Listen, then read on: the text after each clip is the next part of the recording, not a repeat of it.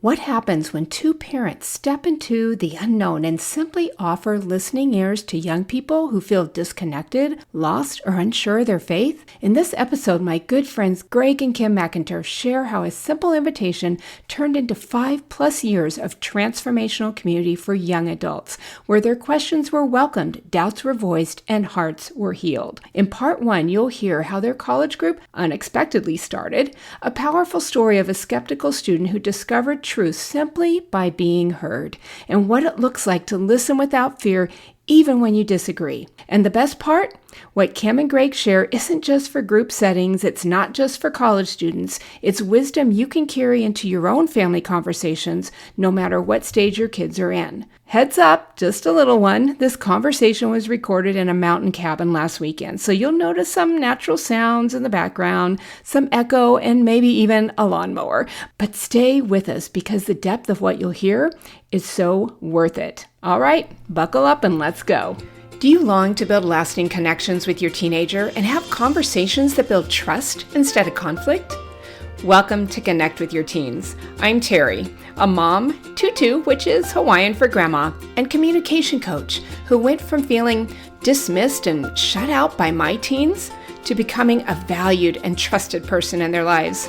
I help moms like you reconnect, speak in ways that invite peace, and create conflict-free conversations, all guided by grace and anchored in God's love. Grab a latte or a favorite cup of tea, and let's get into the heart of it. Welcome back to Connect with Your Teens. I'm your host, Terry Lee, and I am so excited for today's conversation because my guests are longtime dear friends, Kim and Greg. Kim and I first connected years ago in a small group of sweet-spirited, Jesus-loving women that was led by my mentor, Nancy Dimmitt. We practiced listening to each other, and we shared what was going on in our lives, both personally and spiritually. Kim and Greg have been married for 48 years, raised 4 children, and have 11 grandkids, ages 2 to 18 years old.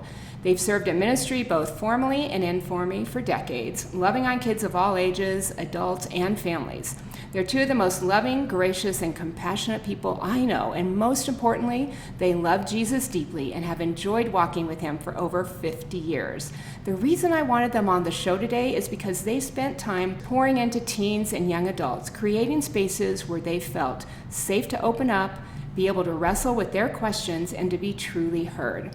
I thought it would be so powerful for you to hear their perspective on what they've learned through those experiences, both about young people and about themselves, and what wisdom they can pass on to us as parents walking alongside our children. So, Kim and Greg, welcome. I'd like you to just start with what led you both to first step into leading groups with older teens and young adults. Okay, I guess I'll start. This is Kim. We were involved in a church that was in our neighborhood, and they were concerned that there were some graduates coming out of high school that had no college group. And so they asked us if we would lead a college group. And we said, well, we've never done that, but we'll be available, see how it goes. We had previously been through some learning to listen. We thought we were decent listeners and found out we didn't know the first thing about it when we met Dallas and Nancy. They were awesome. We thought, well, we can listen to these kids. That's something we can do. First Sunday, the 12 graduates that usually a lot of times if they don't have a college group, they kind of feel a little lost and they don't know where they belong. They showed up at the door and they came in and we sat around a big table. So Greg mentioned, okay, so we don't know you and you don't know us. Let's go around and you tell us your names. We want to know from you, what would you like this group to be? We want to hear from you. And the whole consensus was they wanted a family, they wanted a place where they could unload, they can ask any question, and we used our listening skills we were learning to teach them how to feed back to one another as they're sharing their hearts, and so that person feels heard. And we tried to make it so even those that hardly ever get to be heard got heard. This turned into 5 magical years. It was just amazing. We were surprised that they didn't want another church service or anything like that. They just wanted a place to connect. And so that's what it became, a safe place for them. Yeah, and no teaching agenda. Mm-hmm. And they had more questions about, what it's all about, because they'd been told how to behave but they hadn't really began to sort it out for themselves. They wanted a safe place to be able to say things that would be maybe scary for somebody else to hear, and their parents and peers, but they had those kind of questions and they wanted to be able to ask them. And I think that's one of the things that was really important, is not to be worried about what you might hear, or that me thinking it's important that I know how to handle anything that might come up or any kind of question. If I'm sharing with somebody what it means to walk in the Spirit and trust Jesus and live by Him, it'd be important for me to model the same thing I'm talking about. So I was completely confident the Lord would show up and lead us in the right direction. And I wanted to encourage them to be able to open up and ask really difficult questions.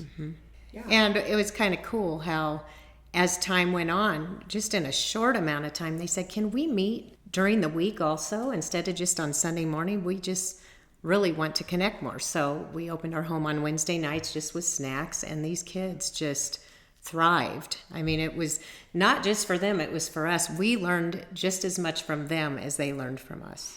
Yeah, I think they were actually impressed with their own walk with the Lord as they began to think out loud about things and felt safe enough to sort it out themselves. It was really cool to watch them do that. I mean, one of the times I remember is we had a student from Germany, was a foreign exchange student. They had invited her to come. She was not a Christian, but she felt totally comfortable being there. One night, she decided to open up and ask a lot of questions. And she had a lot of questions about the Bible. She just didn't understand why we would accept a book like that, and how do we know it really is God, it's from God, and how can you trust it? How can you know if you even believe it? And she's asking all these questions, and a couple of the kids wanted to jump in and save the situation and protect the Bible, be able to defend it. And I just put them on pause, and I wanted to give this student a safe place to really think out loud about it. As she began to think out, she felt totally validated by her questions, because we said, so you feel like the Bible couldn't be true because it's got this, the things that we would be uncomfortable saying, normally. So you were summarizing back. I was summarizing, exactly. I'm summarizing what she's saying things that might be, some Christians might find uncomfortable. Wait a minute, you're saying the Bible's not true? What do you mean it's not? Well, that's okay. I don't feel threatened by that. This is her real experience. This is her. She's gotten a chance to be really safe, safe place. She can talk about it. No judgment, no anything like that. Here's the miracle about this night. As she began to think out loud, and I summarized, she began to say why she could believe the Bible. She flipped the conversation, and as she began, she said, well, there's this about the Bible. Yeah, it's like, and she began to bring up the evidences that would mean that would prove the Bible was a reliable document and something you could trust and believe. I did not give her any help, and as I began to put other people on pause to let her think out loud safely, she came to the conclusion that, I think I could believe the Bible. Wow. That's so incredible. There's a good example right there. They got to see that it's good to give people a chance to listen, to get a chance to be able to be heard and listen and sort things out, because most people are the ones who can solve their own problems. It's not always true in every situation, but if you love somebody and you give them the gift of listening, chances are they're going to be able to sort out their issue, especially somebody who is pursuing Jesus, because they have a relationship with Jesus. You're giving them a chance to listen to Jesus speak to them. Mm-hmm. Through being heard, and being able to sort it out on their own, they could hear the Lord. She could hear the Lord speaking to her. Yeah. So tell me this: how were you able to allow her to speak things that you obviously did not think were true or you disagreed with? What was it that enabled you to be able to let her unpack that and kind of let people sit and be on pause and listen as she worked it out? What was that in you that allowed you to do that? It's a good question. That's a really good question, because I think it is probably one of the most important things for yourself is your own walk with Jesus yourself. Feeling validated by Him, loved by Him, secure in your relationship with Him. You're not there to defend God. You know that He is capable of defending Himself. And you are reliant on his wisdom, not your own. And it's that's an okay place to be. So obviously there has to be some security that you have in your relation with Jesus. You know him, and you know he knows you. There's that reciprocal relationship so that you're not feeling like you're the one that has to save the person. You're watching God at work. Yeah. The fact that she asked a question, I knew the Lord was involved in this. That's this, you know it's the Spirit of God working in this young person's heart to even pursue that in the first place. So I'm just going to trust the Lord's got this thing figured out. You know, I think with my own kids, you know, I oftentimes want to jump in, especially with your own kids. You're way more invested in your own children than you are somebody else's child. That's just natural speaking. There's nothing wrong with that. That's just biological. It's your kid. And, you know, not jumping in and trying to rescue my kid. Because once you get to that adult age, some point in time, I always felt there's got to be a transition where a child goes from not being a child, they go to adult. And what is that? They start making their own decisions. And they need to be empowered to be able to take on ownership of their own life and start making their own decisions. If I'm the parent, I can't be their parent forever in the sense of telling them how to live. It's important for them to make that transition. So I want to empower them to cut the strings and start making decisions on their own. And what I'm praying for, what I want to see, is that they're finding their reliance on Jesus in that relationship. They know him, and they know he knows them, and they're finding that security. I can remember one of our kids wanted to get pierced ears. We went through that too. Yeah. And, you know, but... Double pierced. Yeah, double pierced. You know, and for me, I'm uncomfortable with that. And that's okay. That's just how I grew up. But it was important that they made that decision. I mean, pierced ears, that's not that big a deal. But At the time. But yeah, at the time, you think it's really big. But it's important that they needed to make that decision based on their own relationship with the Lord and what they believed was okay. And it's a part of growing in your faith and growing as an adult. I'm curious. Yeah, Kim, speak into that. I thought of another story that happened in our college group. The kids asked, hey, when we get together, can we each take a turn sharing our experience of what we'd like to share with the group and how they were learning to walk with the Lord? That was them that brought that up. Yes. And so I remember this one guy, he was into this heavy metal out there music. Gothic. Yeah, and so we're in this house, you know, this group of maybe 20 kids, and he's passed out all the words to the songs, and he brought his little player and he played it, and you know, everyone's sitting there, but they had learned to love people where they were at and to listen to each other. So he played his songs while we read the words. And then we said, so can you tell us what it is about this that really touches you? And he said, well, I've never felt very accepted. I felt very rejected, and I feel so accepted here. I mean, he just expressed that to us. And he said, for some reason, this is what helps me feel better inside when I hear this music. But over time, he let go of that. He didn't even want it anymore because he found a safe place of people that loved him. To this day, he's still pursuing the Lord. It just was really, his dad even came to us and said, he thanked you. He said, I can't thank you enough for making my son feel a part and making him feel accepted, because he had never had that in a group. And that music was very filled with a lot of painful, hurtful type words. Mm-hmm. Not hurtful toward another, but the music seemed to come out of a lot of pain. Mm-hmm. And they were expressing, the songs were expressing this pain. It definitely wouldn't be from the Spirit. But he had a job. He identified with it. Yeah, yes. He identified. Yeah, it was important for him. He wanted to be heard. Yeah, and so he felt so heard. And it made him feel validated as a person that they still love me, even though this is something they don't embrace necessarily. But mm-hmm. Nobody really said that. They just gave him the gift of listening. The whole group did. He felt heard, and he got a chance to express it. And then it kind of died in him. That was so interesting. He just slowly began to leave it behind. Yeah. It just kind of dropped off over time.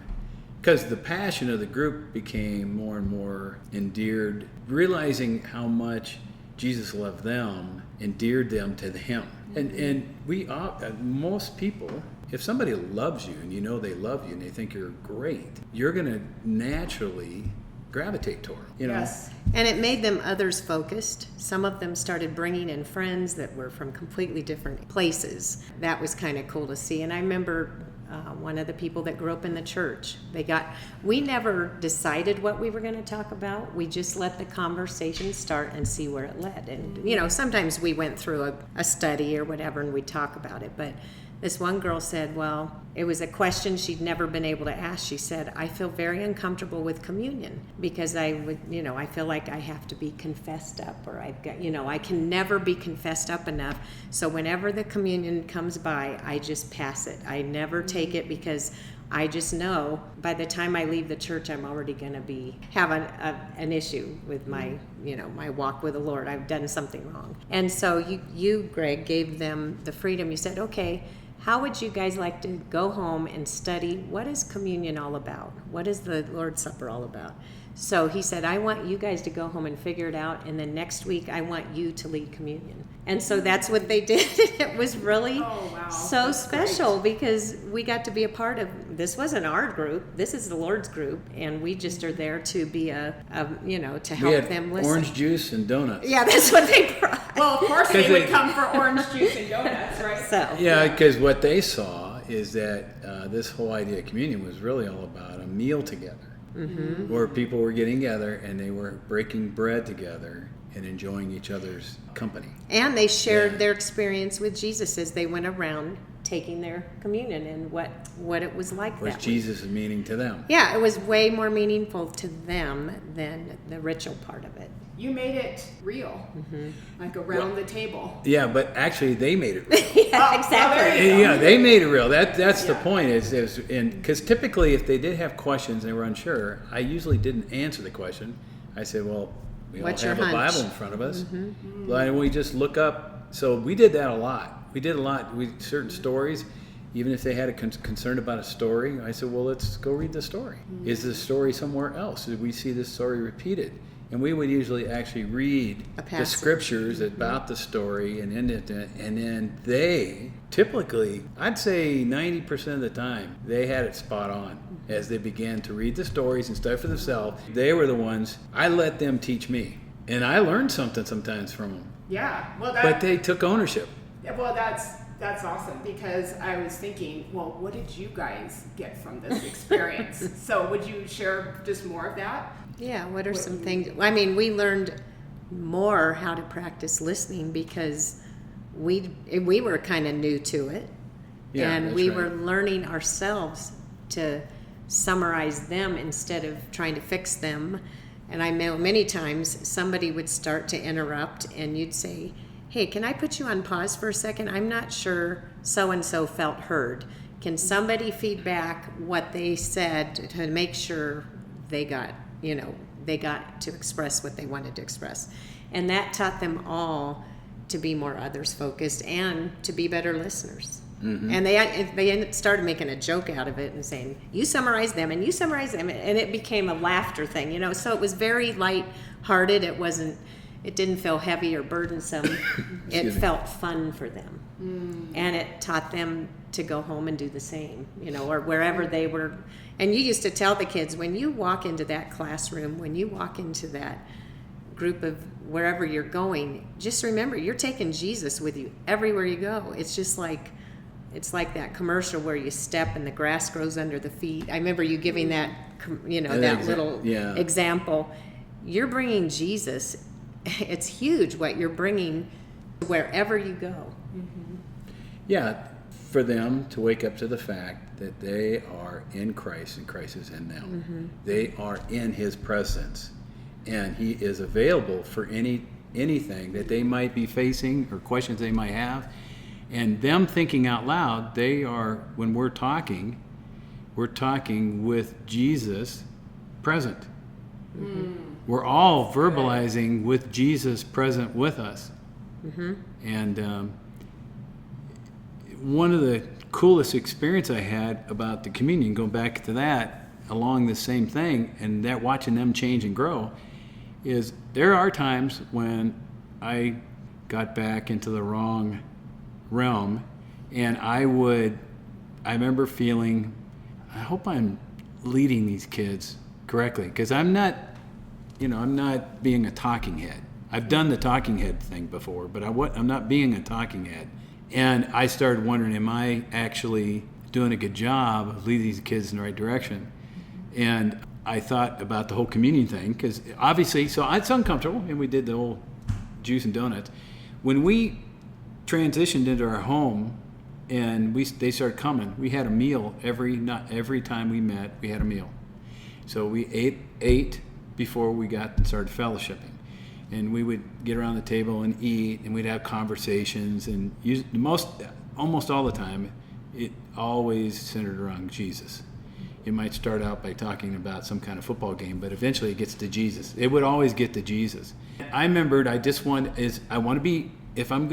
they're gonna be transparent, there's also my need to be transparent as well. Mm-hmm. And feeling safe enough myself to be able to open up and tell them things. And I just thought, I'm just going to put this out there and see what they think. I said, I'm concerned sometimes that I'm leading you in a good way, and I often wonder if communion, have I done a good job of explaining communion to you, or you feel like you're doing, we're doing it good. And one of the young ladies in the group, actually she's married. She was married. This was the next group. Yeah. She's married, and she goes, I thought that's what we were doing every time we came together and ate. I said, I thought we were doing communion because we shared a meal together. And she goes, and we talked about Jesus. And we talked about Jesus. I thought that was communion. Are you saying we're not doing communion? Oh my gosh, that was just like, So there's an example of something we learned from them. I mean, there's so much more we learned. I say, Sarah, you're spot on. Gosh, you're spot on. Thank you, Sarah. Wow. Because she helped bring me back. It's easy for us to transition from an outward than an inward reality. It can happen. But the Christian life is dispositional. Mm-hmm. Say it that way. Say more about that. What is dispositional? Well, you think of the fruit of the Spirit, or all of those fruit have to do with our disposition: love, joy, peace, patience, kindness, gentleness, self-control. Those are all dispositional, and they all involve the Spirit. And they're all something we emotions. Cannot do. Don't try this at home by yourself. It takes the power of the Spirit, Yeah. And so. Yeah, that matters way more than what you're doing outwardly that may look good, but it's the inward that really matters. It's the part that teaches others the most. Mm-hmm. Your experience of Christ inwardly, is going to speak way louder than your words. Mm-hmm. Now that is powerful, because that's what I think, that's what happened with myself and my husband, and that we began to be who we were. Amen. Christ in us, right? And then that fruit just naturally poured out of that, right? Part of who we were. So that's and we call that, when we talked about listening, we call that the anchor.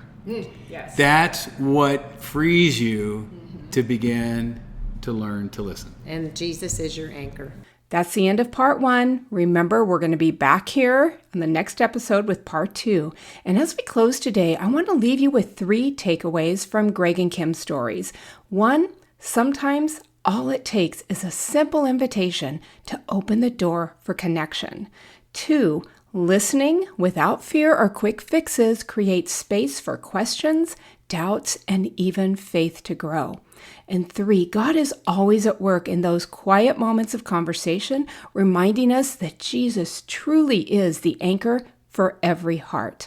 I hope today gave you a little encouragement in your journey of connecting with your kids. And remember, this is just part 1. Greg and Kim will be back next time to share even more about what they've learned walking alongside young people. And why not take a quick 30 seconds and send this episode to a mom you know? She might be inspired by how she can connect with her teen or young adult child. And if you want a bit more encouragement or some practical communication skills to help you connect with your kids at any age, check out the show notes. You'll find resources, information on our free Facebook group, tips, and ways you can stay inspired along the way. As always, rejoicing in hope himself. I'll see you next time. This is Terry Lee on Connect with Your Teens. I hope this podcast inspired and encouraged you, and if so, would you share it with another mom who's praying for change in her relationships? And I'd be so blessed if you take 30 seconds to leave a 5-star review on Apple Podcasts. Your review helps more moms find hope and the encouragement they've been searching for. I'd love to connect with you. Come join my Facebook group at facebook.com/groups/connectwithyourteens. You don't have to figure this out alone. There's real support waiting for you inside. From one mom who used to walk on eggshells, I see you, and I'm cheering you on. Remember, God loves, adores, and delights in you, and you are the best mom for your kids.